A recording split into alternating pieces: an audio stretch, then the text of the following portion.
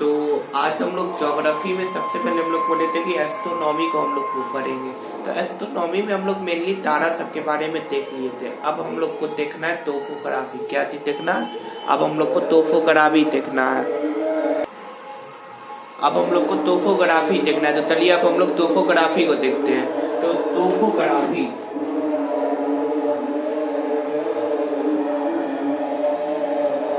क्या बोला जाता है? इसको तोपोग्राफी बोला जाता है। तोपोग्राफी को हम लोग हिंदी में बोलते हैं अस्थराकृति। क्या बोलते हैं? तोपोग्राफी को हम लोग हिंदी में बोलते हैं अस्थराकृति।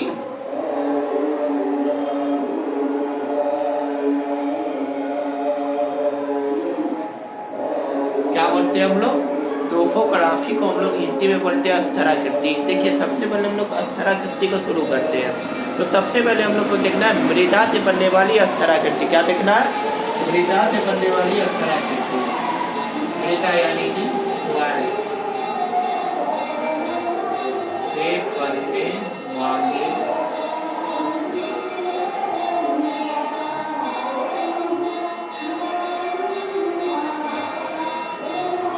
क्या देखना है हम लोग को? हम लोग को देखना है मृदा से बनने वाली अस्थराकृति। तो चलिए हम लोग शुरू करते हैं। देखिए मृदा से बनने वाली अस्थराकृति देखना। तो पहले हम लोग को मृदा के बारे में, मृदा हम लोग मिट्टी को बोलते हैं। मिट्टी का आप बोल सकते हैं कि देखिए मिट्टी तो हम लोग बोलते हैं, उर्दू में बोला जाता है मिट्टी। इसको हम लोग शुद्ध हिंदी में बोलते हैं मृदा और इंग्लिश में बोलते हैं सॉइल। देखिए सॉइल का अध्ययन पेडोलॉजी कहलाता है। तभी ये बोलता है पेडोगॉगी। पेडोगॉगी होता है, पेडोगॉगी बोलता है। तो टीचर लोग ट्रेनिंग लेते हैं, उसको बोला जाता है पेडोगॉगी। लेकिन ये क्या है? पेडोलॉजी। पेडोलॉजी जब हम आप लोग को बायोलॉजी पढ़ाए थे तब बताया था कि जैसे न्यूरोलॉजी दिमाग का, तो नेफ्रोलॉजी मतलब कि जिसका तो इकाई होता है उसके हिसाब से उसका नाम दिया जाता है। तो पेडोलॉजी किसका अध्ययन कहलाता है? मिट्टी यानी कि सॉइल का अध्ययन कहलाता है पेडोलॉजी।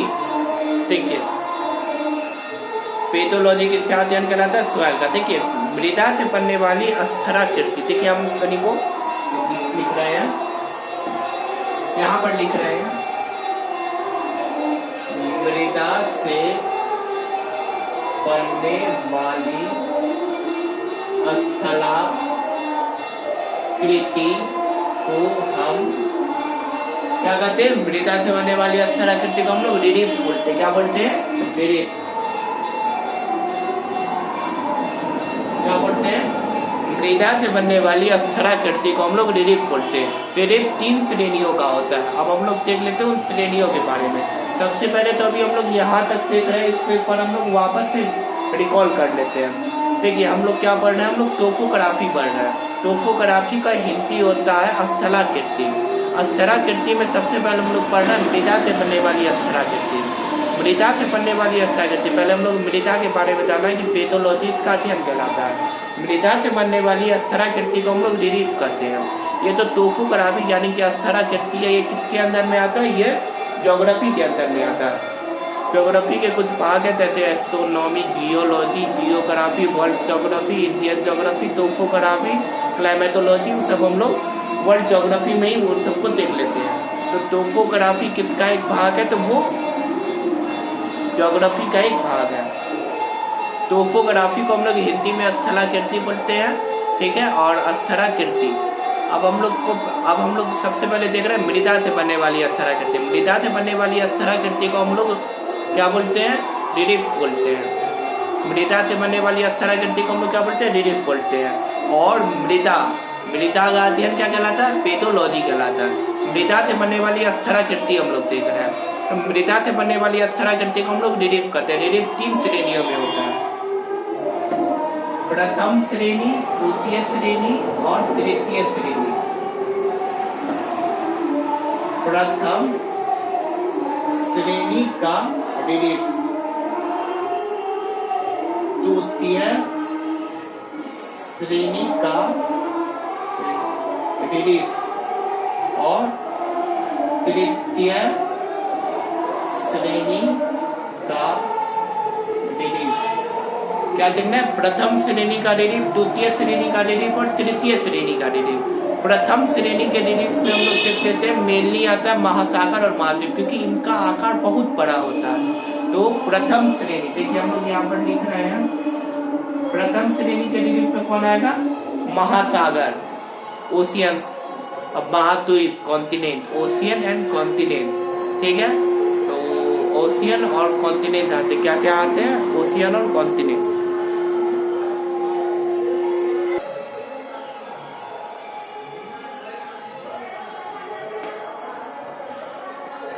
तो क्या क्या हम लोग देख रहे थे? प्रथम श्रेणी के डिरिक्स में क्या क्या आता है? महासागर और महाद्वीप, ओशियंस एंड कॉन्टिनेंट।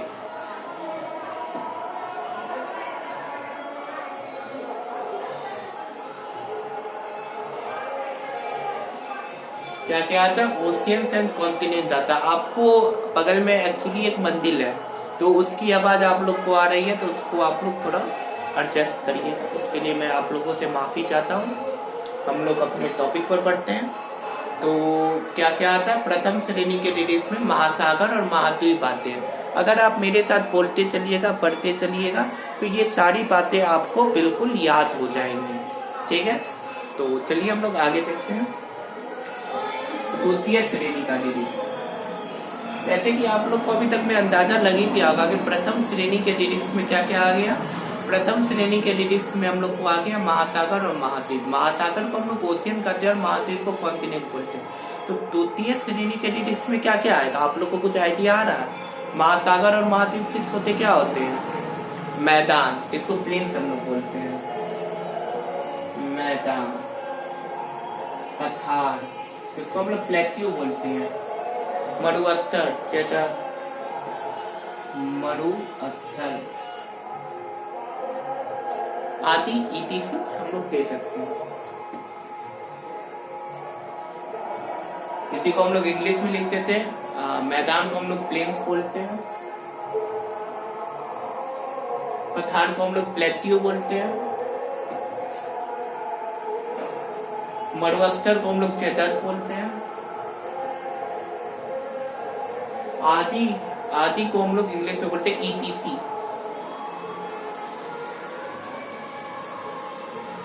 ठीक है, क्या क्या आ गए?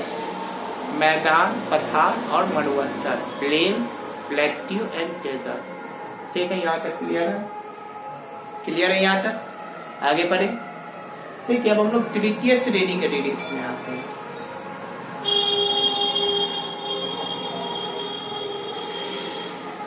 क्या इसमें आते हैं हम लोग? अब हम लोग तृतीय श्रेणी के डिरिक्स में आते हैं। तो आप लोग देख रहे होंगे कि प्रथम श्रेणी के डिरिक्स में महाद्वीप और महासागर है। द्वितीय श्रेणी के डिरिक्स में क्या आ गए? मैदान, पठार और मरुस्थल आदि, और तो बड़े बड़े होते हैं वो सब आते हैं इसके अंदर। ETC इसलिए हम यहाँ पर आदि का उपयोग किए हैं। अब देखिए, एक बड़ा से एक छोटा हुआ, उससे भी कुछ छोटा होता होगा, तो यही द्वितीय श्रेणी का तुता फुता भाग, उससे भी छोटा तुता फुता भाग, तुता भाग,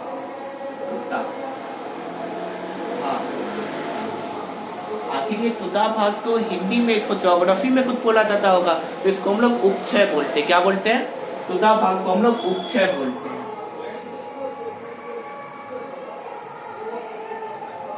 तुता भाग को हम लोग ज्योग्राफी में उपक्षय बोलते हैं। उपक्षय 2 प्रकार के होते हैं।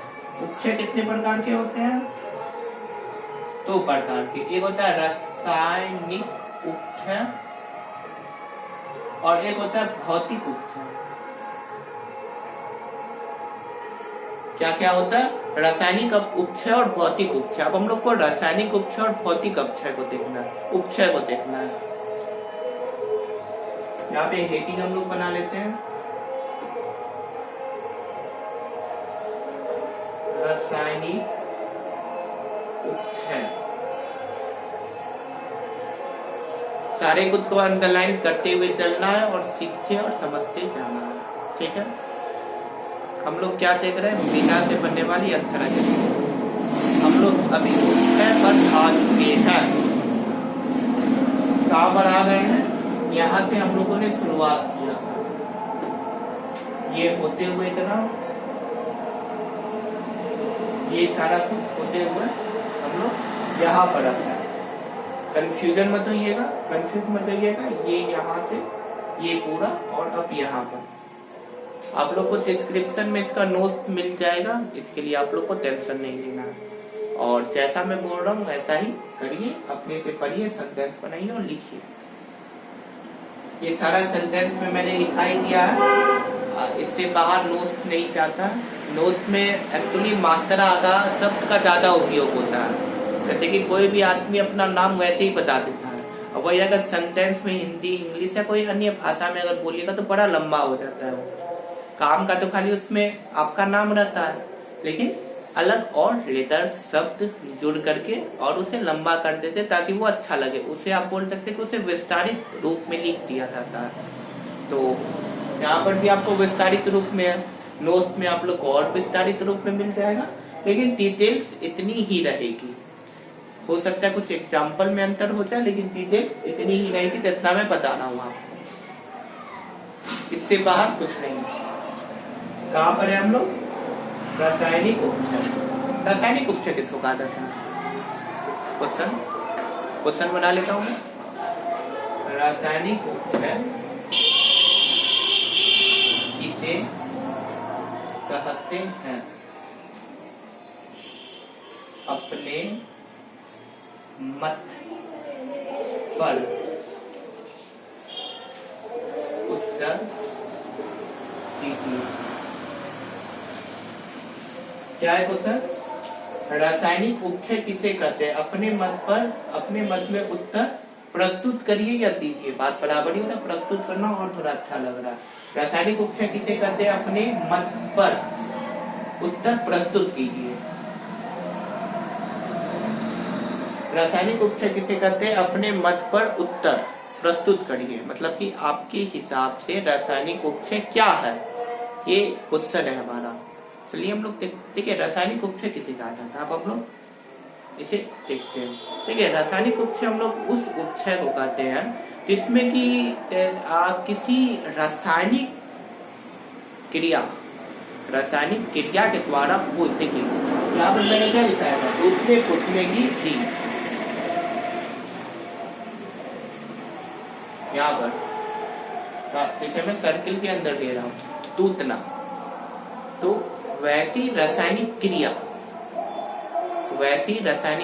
जिसमें रसायन आप खाली एसिड या केमिकल को नहीं बोल सकते।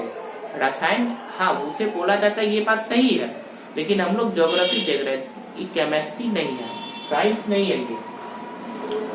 आप एक रोटी को एक पानी में डालिएगा, एक गिलास पानी में, तो देखिएगा धीरे धीरे करके टूट जाएगा। तब हम लोग खाना खाते तो पाचन में हम लोग पढ़े, तब एंजाइम मुंह में मिल जाता है, लाइसोजाइम, न्यूक्लिक एसिड, और जाने लोग खराश करी इसोफेगस से होते हुए हम लोग के स्टोमक यानी कि आमाशय में जाता है, तो कार्डियक वाले भाग में HCl निकलता है, और HCl में जाने के साथ ही टूट जाता है। तो वैसा ही है कुछ ऐसा। आप एक गिलास में पानी ले लीजिए और उसके अंदर एक रोटी का टुकड़ा दे दीजिए। देखिएगा कि दो चार घंटे के बाद रोटी का टुकड़ा फूल करके टूट जाएगा। वो क्या है? वो है रासायनिक उपचय। वैसा उपचय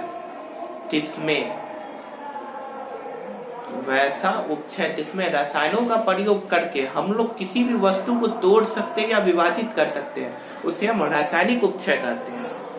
ठीक है, रासायनिक उपचय का आप लोग को आंसर मिल गया। हम अभी यहाँ पर लिखेंगे नहीं, अगर लिखेंगे तो वीडियो लंबा हो जाएगा। अब हम लोग को देखना भौतिक उपचय। भौतिक उपचय किसे कहते हैं? अपने मत पर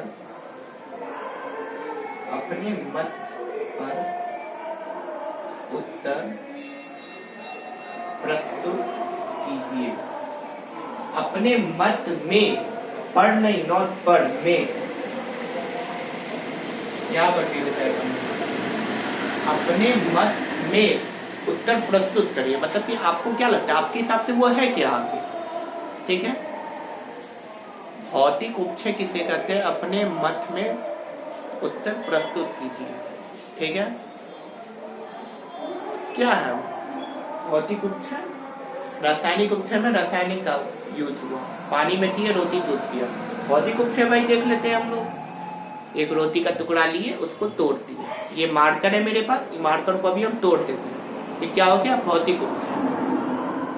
और अगर इसके ऊपर HCl आए तो क्लोरिक एसिड या सल्फ्यूरिक एसिड या कोई भी एसिड देकर के अगर इसको हम लोग तोड़ देते तो क्या वो हो जाता, वो हो जाता रासायनिक उपक्षय। और अगर हाथ से तोड़ते हैं तो भौतिक उपक्षय। हम लोग बोल सकते हैं नॉर्मल भाषा में, तोड़ने की क्रिया को उपक्षय कहते हैं। यहाँ तक आप लोग को समझ में आया होगा, क्लियर है। अब हम इसको इरेज करते हैं और फिर हम आप लोग को मिलते हैं।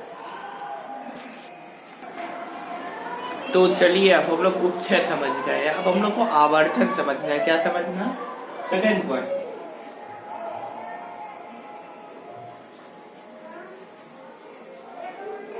आवर्तन क्या है, क्या है आवर्तन। देखिए, यदि दो पत्थर को हम लोग आपस में लगाते हैं, आवर्तन है। इंजन के अंदर लाइनर होता है और पिस्टन होता है, वो एक दूसरे में लगड़ खाता है, क्या है, आवर्तन है। तो सतह को हम लोग ले लेते हैं और उसको लगड़ते हैं, आवर्तन। मैं अपने हाथ को लगा रहा हूँ, क्या ये आवर्तन है।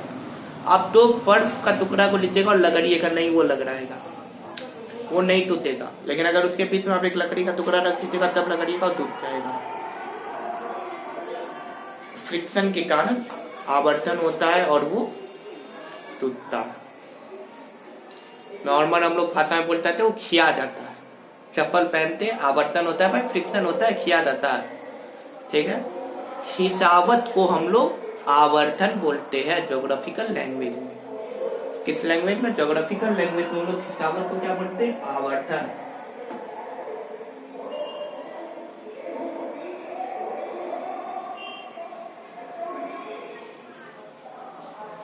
खिसावत को हम लोग क्या बोलते हैं भाई, आवर्तन बोलते हैं।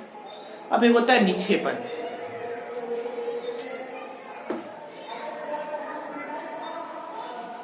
निक्षेपण क्या